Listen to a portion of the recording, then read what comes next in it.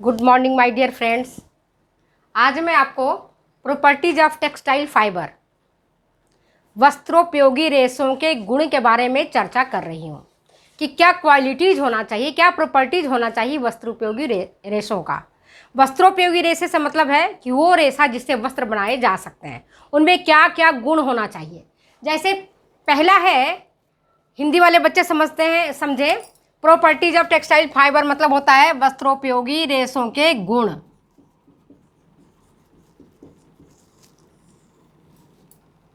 वस्त्रोपयोगी रेशों के गुण।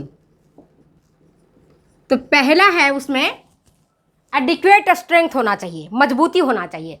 अगर मान लो कि रेशा मजबूत नहीं है, फाइबर मजबूत नहीं है, तो वह टूट जाएगा। जब जैसे उसमें खिंचाई होगी, बटाई होगी, ऐंठन देना पड़ता है, क्योंकि जब वस्त्र बनाते हैं तो वस्त्र बनाने की प्रक्रिया में खींचातानी करना पड़ता है कई बार। तो अगर उसमें स्ट्रेंथ नहीं होगा, ताकत नहीं होगी, मजबूत नहीं होगा रेशा, तो वो रेशा टूट जाएगा। हाँ, अच्छा, कल कोई लड़की कमेंट करके मुझसे पूछा था कि मैडम फाइबर वस्त्र का जो है उसका स्मॉलेस्ट यूनिट क्या है। तो मेरे प्यारे बच्चों, सामान्य सा क्वेश्चन है, इसका आंसर भी सामान्य सा, फाइबर ही है। फाइबर ही है ना। ऑप्शन में मॉलिक्यूल भी लिखा था, तो मॉलिक्यूल स्मॉलेस्ट यूनिट किसका है? पदार्थ का है। और उसमें भी पदार्थ को भी, मॉलिक्यूल को भी टूट गया है एटम में, एटम टूट गया है वापिस इलेक्ट्रॉन, प्रोटॉन और न्यूट्रॉन में। तो अपने उधर नहीं जाना, अपने फाइबर तक ही पहुंचना है। क्योंकि क्या पूछा है कि वस्त्र का सबसे छोटा यूनिट क्या है, तो फाइबर है। ये मैं पहले भी बता रही हूँ और आज भी बता रही हूँ। तो प्रॉपर्टीज ऑफ टेक्सटाइल फाइबर हम क्या देखते हैं वस्त्रोपयोगी रेशे के गुण में।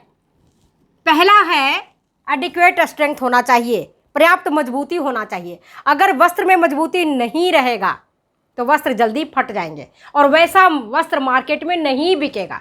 कोई भी व्यक्ति कोई चादर खरीदता है या पर्दा खरीदता है, अपने लिए साड़ी खरीदता है या सूट खरीदता है, तो उसकी मजबूती जरूर देखता है। लेकिन मजबूती कहाँ से आएगी? रेशा से। अगर रेशा मजबूत होगा तो उससे बना धागा मजबूत होगा, और जब धागा मजबूत होगा तभी उससे बना हुआ वस्त्र मजबूत होगा। समझ गए बात को? तो एडिक्वेट स्ट्रेंथ होना चाहिए,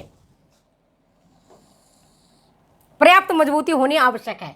दूसरा है सेटिस्फैक्ट्री लेंथ, संतोषजनक लंबाई। हिंदी वाले छात्राएं समझे, संतोषजनक लंबाई होनी चाहिए। वस्त्र बनाने वाला जो रेशा है उसकी लंबाई कैसी होनी चाहिए? संतोषजनक लंबाई होनी चाहिए।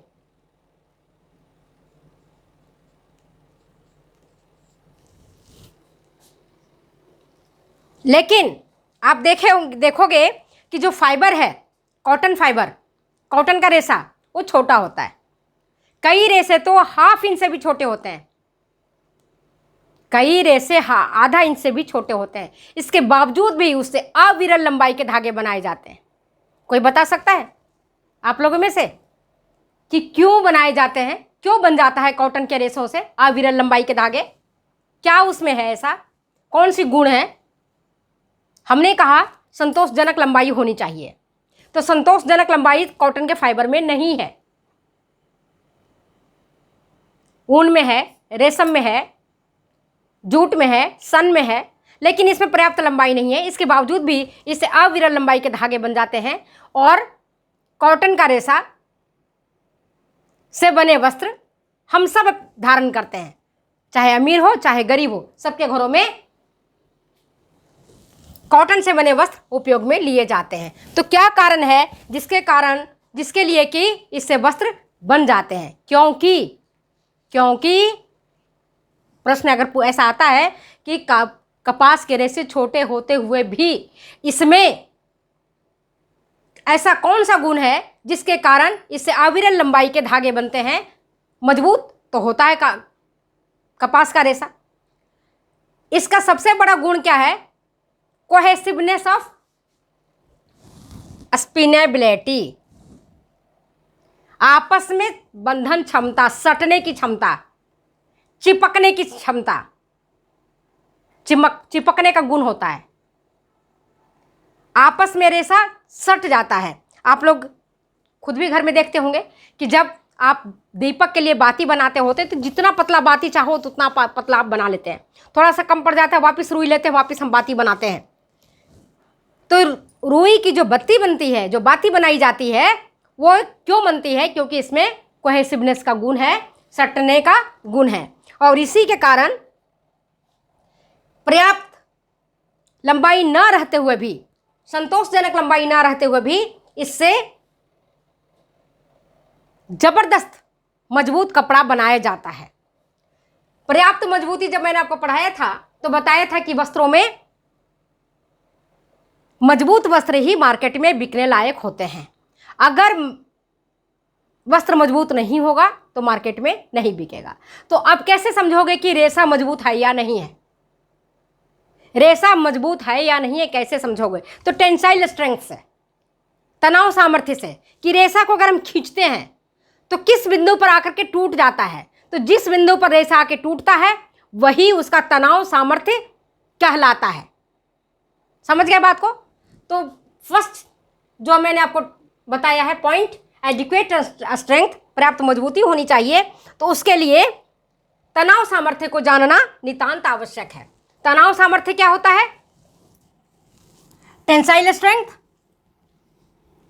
ये मैं आपको बता रही हूं। टेंसाइल स्ट्रेंथ, तनाव सामर्थ्य, टेंसाइल स्ट्रेंथ, टीएस शॉर्ट में हम बोलते हैं। तो कैसे नापेंगे? टूट का भार डिवाइडेड बाई प्रति यूनिट लंबाई का भार।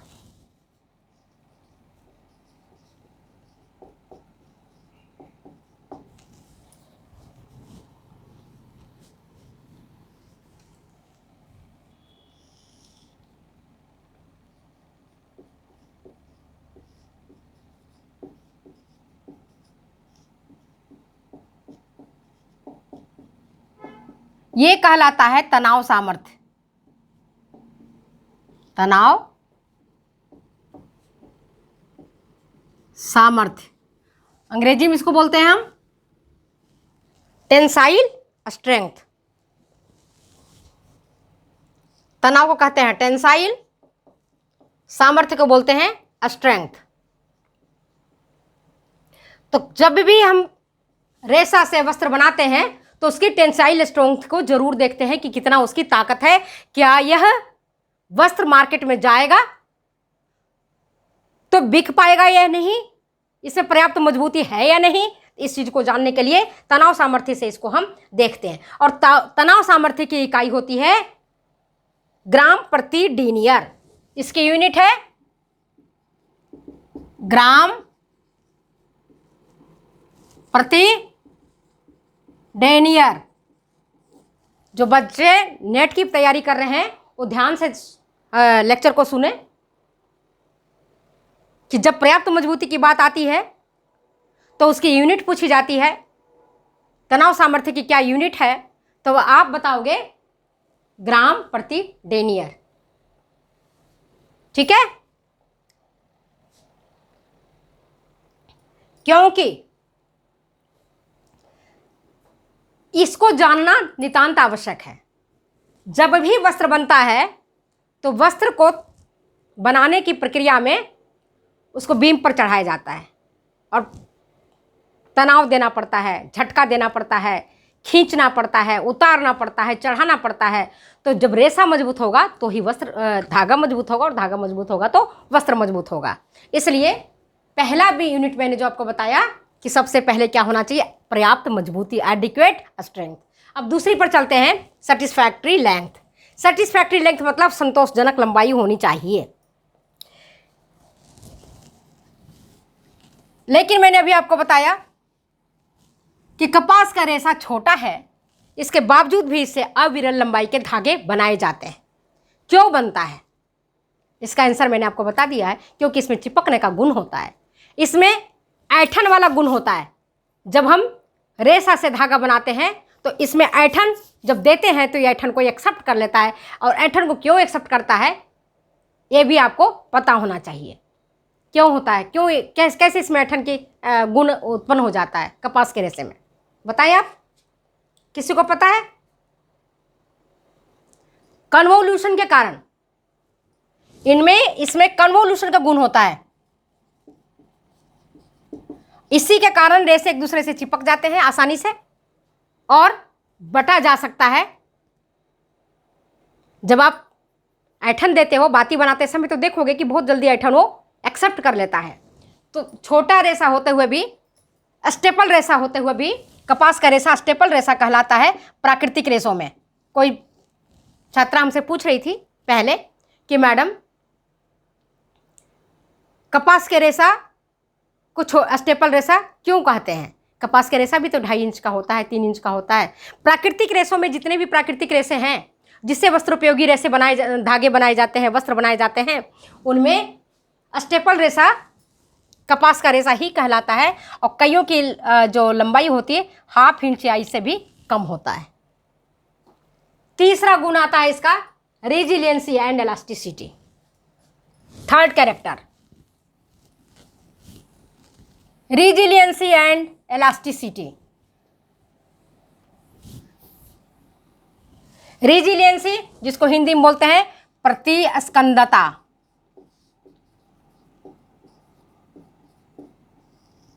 और इलास्टिसिटी को बोलते हैं प्रत्यास्थता। इन दोनों का अंतर आपको समझ में आ गया होगा, मैंने क्लास में बताया हुआ है, पिछले वीडियो में भी बताया हुआ है, आप जाकर के देख सकते हैं। तो वस्त्र में प्रतिस्कंदता और प्रत्यास्थता का भी गुण होना चाहिए। अगर ये गुण वस्त्र में नहीं होगा, प्रत्यास्थता का और प्रतिस्कंदता का, तो उससे जो बने वस्त्र होंगे वो अच्छे नहीं होंगे, पहनने योग्य नहीं होंगे। अब आप कहोगे कॉटन का रेशे में तो इलास्टिसिटी और रेजिलियंसी का तो अभाव होता है, इसके बाद भी उससे बने वस्त्र हम बड़े आराम से पहनते हैं, तो उसमें कई सारे दूसरे गुण भी होते हैं, ठीक है। केवल रेजिलियंसी और केवल इलास्टिसिटी ही नहीं है, उसमें कोहेसिवनेस का गुण है, उसमें ऐठन देने का गुण है, सहने का गुण है, उसमें पर्याप्त मजबूती है। प्रत्यास्थता अप्रतिस्कंदता का थोड़ा अभाव जरूर है, लेकिन उसमें पसीना को सोखने का गुण है, पसीना सोख लेता है, वस्त्र को बॉडी को आराम देता है। रेजिलियंसी का मतलब क्या होता है आप जानते होंगे कि वस्त्र को अगर खींचा जाए और खींचने के पश्चात अगर वस्त्र अपने मूल आयतन को प्राप्त कर ले, मूल आयतन वॉल्यूम को प्राप्त कर ले, तो उसको कहते हैं प्रतिस्कंदता। और प्रत्यास्थता क्या होता है, अगर रेशों को खींचा जाए और अब जितनी उसकी लंबाई की ओर खींचा जाए, लंबाई खींचने के पश्चात अगर उसको छोड़ दिया जाए तो पुनः वो अपनी जैसी उसकी पहले की लंबाई थी उतना ही अगर वो लंबाई को प्राप्त कर लेता है तो वो उसका प्रत्यास्थता कहलाता है। समझ गए बात को? जैसे ये मान लो कि हमारा कपड़ा है, इसको हमने खींचा, खींचने के बाद जितना इसको फैलना था फैल गया और वापस छोड़ दिए तो वापस इसने अपनी मूल लंबाई को प्राप्त कर लिया, तो यह इसकी प्रत्यास्थता कहलाती है। नायलॉन के रेशों में अनोखा और अद्भुत गुण होता है रेजिलियंसी का और इलास्टिसिटी का, इसीलिए नायलॉन रेशों को जादुई रेशा का संज्ञा दी गई है। उसमें अनोखा चमक होता है, सुंदर चमक होता है, रेजिलियंसी का अद्भुत गुण होता है, इसीलिए सिंथेटिक कपड़े को पहन करके, नायलॉन के कपड़े को पहन करके आप कहीं भी जा सकते हो, आ सकते हो और तुड़ता नहीं है, मुड़ता भी नहीं है, इवन सो जाते हो, ट्रेन में सफ़र कर लेते हो, इसी गुण के कारण, रेजिलियंसी एंड इलास्टिसिटी के कारण। समझ गए बात को? एक आता है फ्लेक्सिबिलिटी, लचीलापन। लचीलापन का मतलब क्या होता है ये सब जानते हैं। जब रेशों को, अभी मैंने चर्चा ही कर रहे थे, जब रेशों को खींचकर अथवा तनाव देकर छोड़ दें और छोड़ने के पश्चात अगर रेशे पुनः अपनी मूल रूप को प्राप्त कर ले, मूल आकृति को प्राप्त कर ले, लचीला हो, तब वो उससे बने वस्त्र भी उपयोगी होते हैं और अच्छे माने जाते हैं। क्योंकि जब हम, अभी मैंने बताया कि जब हम बुनाई करते हैं, करघा पर जब धागे को चढ़ाया जाता है, बीम पर चढ़ाया जाता है, तब उस पर कई प्रकार के दबाव, झटके, तनाव देने पड़ते हैं। जब रेशा फ्लेक्सिबल होगा तभी इस चीज को सहन कर पाएगा। अगर फ्लेक्सिबिलिटी नहीं रहेगा तो रेशा वहां से टूट जाएगा, तो उससे अच्छे वस्त्र नहीं बनेंगे। तो समझ गए फ्लेक्सिबिलिटी मतलब क्या होता है। वस्त्रों में फ्लेक्सिबिलिटी का गुण होने से उसमें ऐंठन देते समय ऐंठन को सहता है, बटते समय जो उसमें दबाव दिया जाता है, जो उसमें तनाव दिया जाता है, उसको सहता है। और जब वीविंग करते हैं, बुनाई करते हैं, तो फ्लेक्सिबिलिटी के कारण ही वह जो धागा है वह आराम से तुड़ता मुड़ता है और बुनाई की प्रक्रिया सामान्य तरीके से चलती है। इसलिए वस्त्रोपयोगी रेशे में फ्लेक्सिबिलिटी का गुण होना चाहिए। प्राकृतिक रेशों में फ्लेक्सिबिलिटी का गुण ऊन के रेशों में, रेशम के रेशों में ज़्यादा देखने को मिलता है, और जो सिंथेटिक रेशे हैं उसमें मैंने अभी आपको बताया नायलॉन के रेशे में लचीलापन का अद्भुत और अनोखा गुण है। इसीलिए मैंने पहले भी बताया था, अभी भी बता रही हूँ कि नायलॉन के रेशे को जादुई रेशा कहा जाता है, मैजिक फाइबर कहा जाता है। किसको कहते हैं मैजिक फाइबर? तो अगर पूछा जाए कि मैजिक फाइबर कौन है, तो आपका एग्जाम्पल आपका आंसर होता है नायलॉन। ठीक है। इसके बाद आता है cohesiveness of spinnability. Cohesiveness of स्पिनेबिलिटी।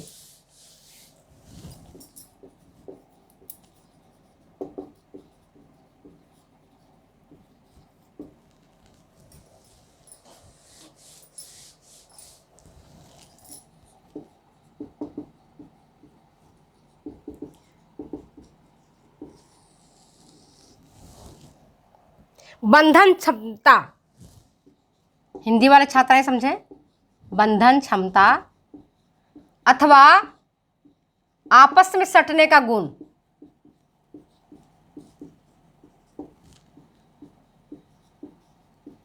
सटने का गुण, जब रेशों में आपस में सटने का गुण होगा तब उससे रेशे बटते समय या ऐंठन देते समय चिपकेंगे। अगर उनमें चिपकने का गुण ही नहीं है, बंधन क्षमता का ही गुण नहीं है, तो रेशे आपस में नहीं चिपकेंगे, और जैसे ही उनमें ऐंठन दिया जाएगा तो वो रेशे छिटक जाएंगे, बिखर जाएंगे, और जब बिखरेंगे तो ऐंठन दिया नहीं जा सकेगा, और जब ऐंठन नहीं दिया जा सकेगा तो धागे नहीं बनेंगे, और जब धागे नहीं बनेंगे तो सोचो वस्त्र कैसे तैयार होगा। इसलिए जब भी अविरल लंबाई के धागे बनाए जाते हैं तो उन रेशों में जिनमें सटने का गुण होता है उससे तो पर्याप्त लंबाई के अविरल लंबाई के धागे बनते हैं, लेकिन जिसमें छिटकने का गुण है, रेशे आपस में चिपकते नहीं हैं, तब उनसे वस्त्र नहीं बनाए जा सकते हैं और ये अच्छा वस्त्र नहीं माना जाता है। अभी मैंने बताया कि कपास का रेशा लंबाई में छोटा होता है, स्टेपल रेशा होता है, इसके बावजूद भी उससे वस्त्र बनते हैं और सुंदर आकर्षक वस्त्र बनते हैं, अनोखे वस्त्र बनते हैं। क्यों? क्योंकि उसमें परिवलन के कारण, हिंदी वाली छात्राएं समझे, परिवलन, कन्वोल्यूशन,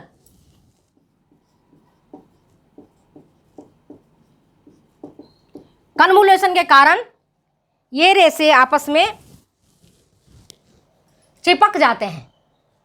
सटने का इसमें अनोखा गुण होता है, इसलिए रेशे बटते समय, ऐंठन देते समय अथवा कताई सब करते समय आपस में नहीं छिटकते हैं, चिपके हुए रहते हैं और वस्त्र बनाने की प्रक्रिया सरल हो जाती है, सुगम हो जाती है, आसान हो जाती है। ठीक है। तो कोहेसिवनेस ऑफ स्पिनेबिलिटी आप समझ लिए। अगर कोई भी आपका एग्जामिनेशन में अगर ये प्रश्न आए कि कपास का रेशा छोटा है, इसके बावजूद भी इससे अविरल लंबाई के धागे बनते हैं और वस्त्र बनाए जाते हैं, क्यों? और कई सारे ऑप्शन होंगे, तो आपका एक आंसर होगा कौन सा? सटने का गुण या कोहेसिवनेस ऑफ स्पिनेबिलिटी। अगर वो ऑप्शन नहीं है, परिवलन की ऑप्शन है, तो आपका कन्वोल्यूशन उसका करेक्ट आंसर होगा। समझ गए? इसके बाद एक आता है सॉफ्टनेस एंड फाइननेस। वस्त्रोपयोगी रेशों का एक महत्वपूर्ण गुण है सॉफ्टनेस एंड फाइननेस, मतलब सूक्ष्मता और कोमलता।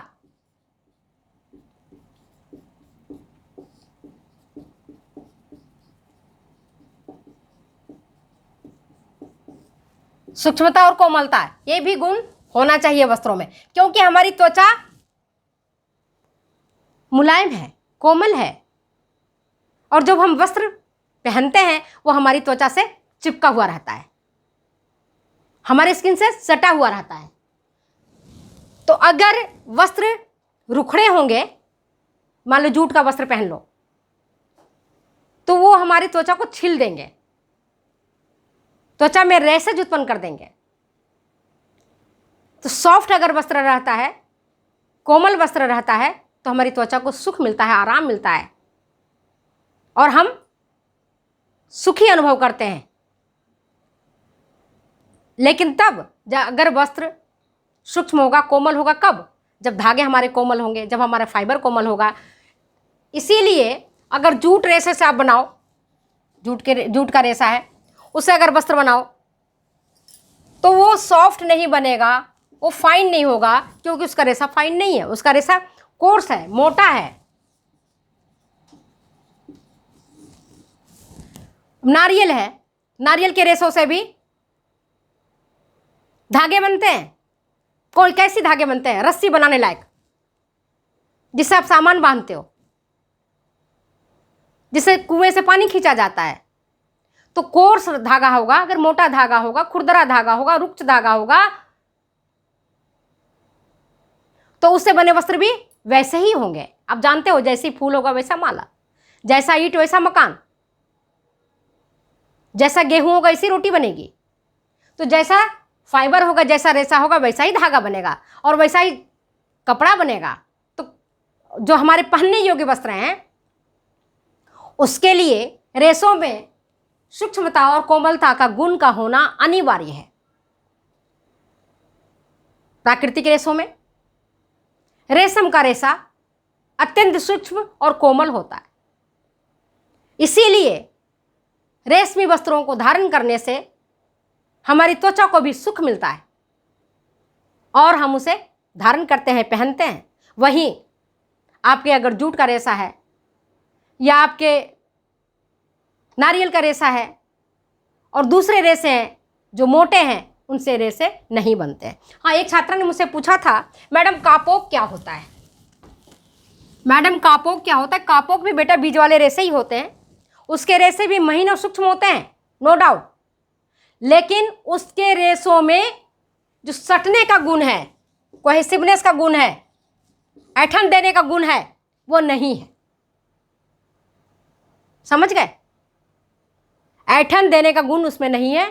तो जब ऐंठन उसमें नहीं होगा तो रेशा से धागा नहीं बनेगा। इसलिए कापोक के रेशों से वस्त्र नहीं तैयार किए जाते हैं। इससे आपके गद्दे भरने वाले रेशे तकिया की भराई में, फिलिंग में काम आते हैं, या हवाई जहाज में जो साउंड एब्जॉर्ब करने का काम होता है, ध्वनि को सहन करने की क्षमता या सोखने की क्षमता, उसमें कापोक के रेशे यूज में लिए जाते हैं। ठीक है, कापोक का भी मैंने आपको आंसर दे दिया है कि कापोक के रेशे से वस्त्र क्यों नहीं बनते हैं और कापोक का रेशा क्या है। कापोक का रेशा भी प्राकृतिक रेशा है, बीज वाले रेशा है, कपास की तरह ही उसके रेशे होते हैं, महीन होते हैं, सूक्ष्म होते हैं। इसके बावजूद उससे वस्त्र नहीं बनते हैं, क्योंकि उसमें ऐंठन का सख्त अभाव होता है। ठीक है, तो सॉफ्टनेस एंड फाइननेस आप समझ लिए। एक वस्त्रोपयोगी रेशे में एक गुण है मॉइस्चर एब्जॉर्प्शन कैपेसिटी, नमी अवशोषण की क्षमता।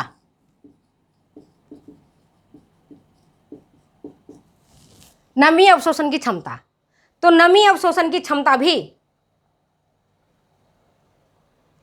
वस्त्र में होनी चाहिए।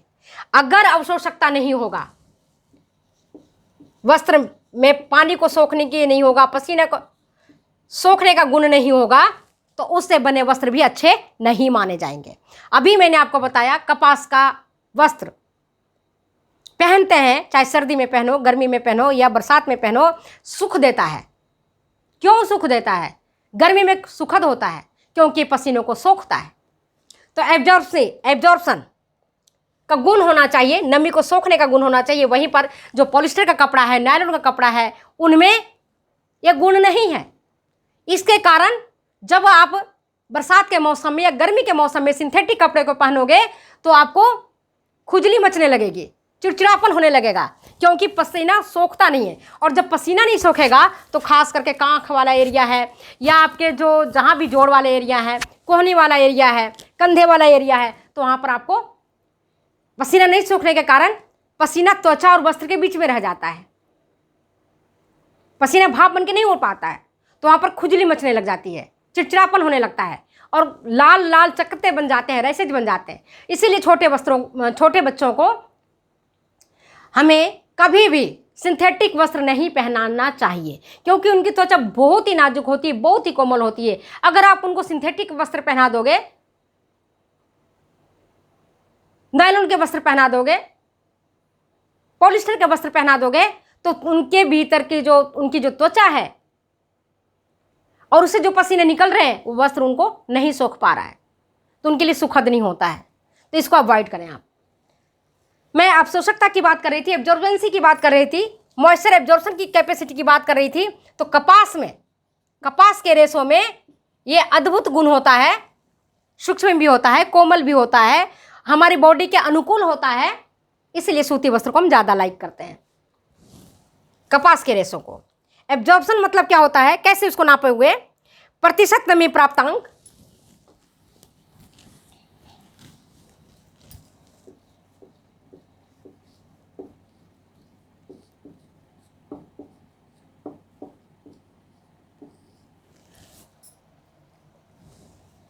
इक्वल टू, कैसे? अवशोषित नमी का भार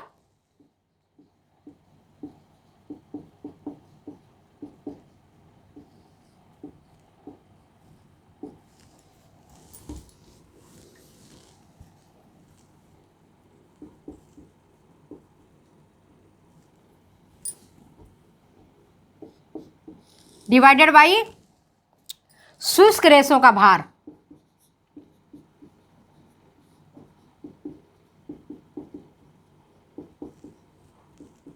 मल्टीप्लाई बाई 100।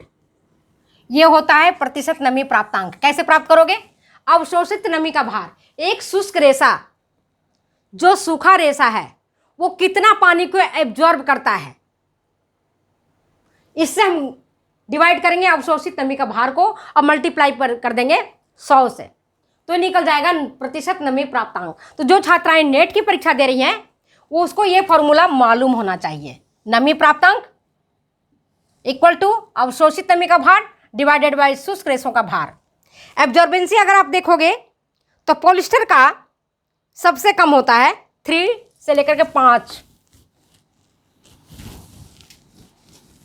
एब्जॉर्बेंसी में कुछ बता रही हूं तो आप उसका नोट कर लें, ध्यान कर लें। पॉलिस्टर का जो रेशा होता है,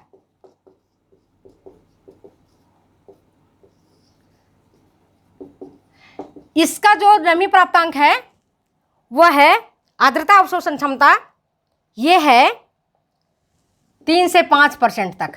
परसेंटेज में बता रही हूँ, 3 से 5%। सबसे कम इसी का होता है पॉलिस्टर का। एक्रेलिक का 8 से 9 होता है।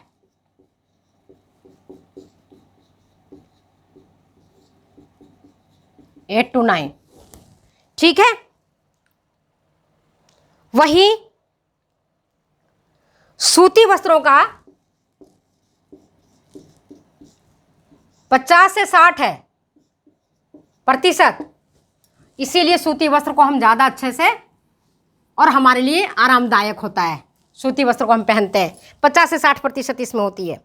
रेयॉन का रेशा रेयन में आर्द्रता प्रतिधारण क्षमता 90 to 95% तक है,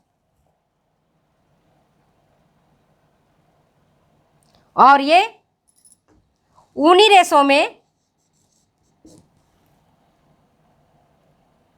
40 से 45% तक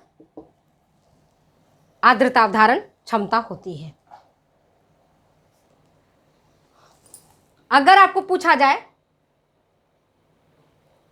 कि प्राकृतिक रेशों में सबसे ज़्यादा नमी अवशोषक क्षमता किसमें है, तो आपका आंसर होगा कौन सा? सूती। रेयन मत कर देना, रेयन करोगे तो गलत हो जाएगा, क्योंकि रेयन प्राकृतिक रेशों में नहीं आता है। हालांकि इसका बेस जो है वो कॉटन लिंटर्स है या बांस की लुगदी है, तो रेयन नहीं आएगा। गलत एग्जाम आपका उत्तर हो जाएगा। उत्तर आपका सही होगा सूती। सूती रेशों में मॉइस्चर रिगेन कैपेसिटी ज़्यादा होता है।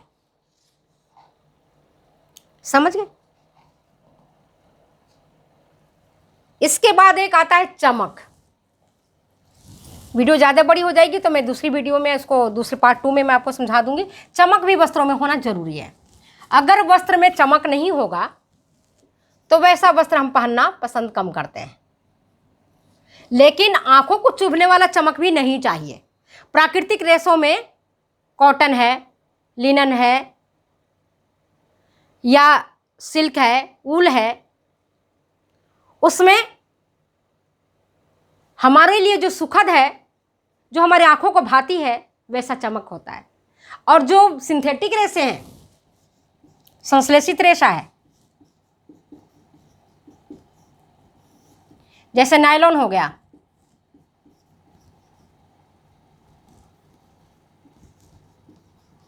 रेयन हो गया, इनमें अनोखी चमक होता है। अनोखी चमक मतलब आंखों को चुभने वाली चमक, जो चमक हमें सुहाता नहीं है। वैसे चमक वाले वस्त्र ना तो हमें पहनने में अच्छे लगेंगे और ना देखने वाले को सुहाएगा। तो वैसे चमक को कम करने के लिए